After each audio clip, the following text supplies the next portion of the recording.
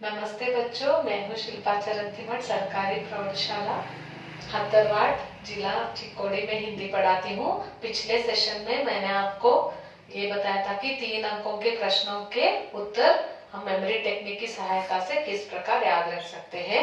इस सेशन में मैं आपको 4 अंकों के प्रश्नों को आपको पढ़ते समय डरने की जरूरत नहीं है। आसानी से हम मेमोरी टेक्निक के जरिए किस प्रकार याद रख सकते हैं वो देखेंगे। सबसे पहले मैंने लिया है बसंत की सच्चाई पाठ से। यहाँ पर हमारे लिए 2 प्रश्न बहुत जरूरी है। एक है बसंत की स्वाभिमानी और ईमानदारी का परिचय और दूसरा है पंडित राजकिशोर जी के मानवीयता का परिचय। तो इसके लिए मैंने एक उपाय ऐसे निकाला है कि जो हमारे पाठ्य पुस्तक में पाठ में 3 चित्र हैं बसंत की सच्चाई में, तो उन्हीं चित्रों को याद रखते हुए, उन्हीं चित्रों को इस्तेमाल करते हुए किस प्रकार उत्तर को याद रख सकते हैं। तो यहाँ पर देखिए, सबसे पहले मैं लेती हूँ कि बसंत की ईमानदारी और स्वाभिमानी का परिचय। प्रश्न को उलट पुलट करके या फिर अलग ढंग से पूछ सकते हैं, लेकिन जब आपको बसंत की ईमानदारी और स्वाभिमानी का संबंधित आपको उत्तर लिखना है, तब बच्चे क्या करते हैं कि दुर्घटना में पैर कुचल गए, ये सभी अंशों को लिख देते हैं। तब मूल्यांकन करने वालों को मालूम हो जाता है कि सिर्फ आपने कहानी को आगे बढ़ाया है, लेकिन वहां पर ठीक ढंग से यानी कि प्रश्न से संबंधित उत्तर वहां पर नहीं है, तो आपको अंक नहीं मिलेंगे। इसलिए हम देखेंगे जहां जहां पर हमें बसंत की ईमानदारी और स्वाभिमानी का परिचय मिलता है, उन्हीं वाक्यों को हम यहाँ पर लेंगे। तो पहला चित्र हमारे पाठ्य पुस्तक में ये है पाठ में, तो इसके जरिए हम कितने वाक्यों को ले सकते। देखिए, यहाँ पर पहले आपको उत्तर ऐसे शुरू करना है कि बसंत एक ईमानदार और स्वाभिमानी लड़का था। वह बटन, दिया सलाई और छलनी बेचकर मेहनत की कमाई से अपना पेट भरता था, और जब पंडित राजकिशोर जी उसे 2 पैसे देने जाते हैं तो वह भीख समझकर उसे इनकार कर देता है। तो ऐसे इस चित्र से हमने लिया 2 वाक्य और उससे पहले एक प्रश्न से संबंधित वाक्य। उसके बाद जो भी बीच में घटनाएं होती है दुर्घटना से संबंधित, उन्हें हमें नहीं लिखना है, तुरंत हमें इस चित्र से संबंधित आना है। यहाँ पर कैसे शुरू करना है, वहां पर हो गया वह भीख समझकर इनकार करता है। फिर हम लिखेंगे कि दुर्घटना में बसंत बेहोश हो गया। जब उसे होश आया तो अपने भाई प्रताप के हाथों छुट्टे के पैसे को पंडित राजकिशोर के घर भिजवाता है। तो ए वाक्य लिखेंगे।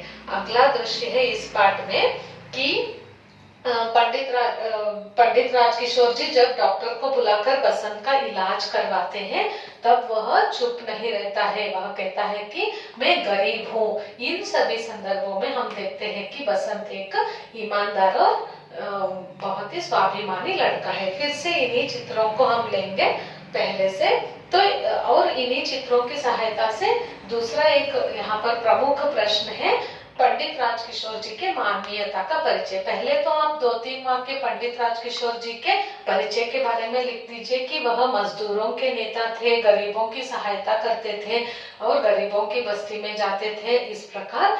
और उसके बाद पंडित राजकिशोर जी बहुत ही मानवीय गुणों वाले व्यक्ति थे। तो उस चित्र में पहला चित्र, इस चित्र के जरिए, इसी चित्र को लेकर हम पंडित राजकिशोर जी के भी गुणों के बारे में बताएंगे। यहाँ पर देखिए, पंडित राजकिशोर जी बसंत की हालत के बारे में, मतलब उसके सहायता करने के लिए वे उसे 2 पैसे देने जाते हैं। यहाँ पर उनकी मानवीयता दिखती है। फिर हम लिखेंगे कि उसकी मदद करने के लिए उससे छलनी खरीदते हैं। इन 2 वाक्यों को, इस चित्र को याद रखकर हम लिखेंगे। अगला चित्र है ये, इसमें हम लिखेंगे जब प्रताप से पंडित राजकिशोर जी बसंत की हालत के बारे में सुनते हैं तो तुरंत उसकी मदद के लिए जाते हैं। इसके बाद आखिरी चित्र है हमारे लिए ये, यहाँ पर हम 2 वाक्य लिखेंगे। पंडित राजकिशोर जी डॉक्टर को बुलाकर बसंत का इलाज करवाते हैं और एम्बुलेंस को बुलाकर उसे अस्पताल भिजवाते हैं। इस प्रकार 5-6 वाक्य हमारे लिए हो जाएंगे और आराम से आपको 3 अंकों के लिए भी पूछने दीजिए या फिर 4 अंकों के लिए पूछने दीजिए। आप इन दोनों उत्तरों को चित्रों की सहायता से आसानी से कर सकते हैं। अगला चित्र देखेंगे। यहाँ पर है कर्नाटक की शिल्पकला और वास्तुकला का परिचय। ये एक निमोनिक्स है, यानी कि हर वाक्य के एक एक शब्दों को लेकर एक सूत्र जैसा बा ऐप बहसो श्रविमय, इस सूत्र को अगर हम याद रखते हैं तो यहाँ पर हम उत्तर को इस प्रकार लिखेंगे कि कर्नाटक के वास्तुकला और शिल्पकला अनोखी है। यहाँ पर अद्भुत है, अद्वितीय है, अनेक शब्द आते हैं, आप अनोखी एक शब्द का इस्तेमाल कर सकते हैं। बादामी ऐहोळे पट्टदकल्लु की वास्तुकला और शिल्पकला अनोखी है। बेलूरू, हलेबीडु और सोमनाथपुर के मंदिरों में जो पत्थर की मूर्तियां हैं वे सजीव लगती है। एक और वाक्य यहाँ पर आएगा कि ये मूर्तियां हमें रामायण, महाभारत और पुराणों की कहानियां सुनाती है। फिर श्रवण बेळगोळ में गोमटेश्वर की एक शिला प्रतिमा 57 फुट ऊंची जो दुनिया को त्याग और शांति का संदेश दे रही है। विजयपुर के गोल गुंबज के विस्परिंग गैलरी की वास्तुकला अनोखी है। आखिर में है मैसूर का राजमहल कर्नाटक के वैभव का प्रतीक है। इस प्रकार 6-7 वाक्यों को हम सिर्फ एक ही सूत्र में आराम से याद रख सकते हैं। अगला प्रश्न है, कन्नड़ भाषा और संस्कृति को कर्नाटक के साहित्यकारों की क्या देन है?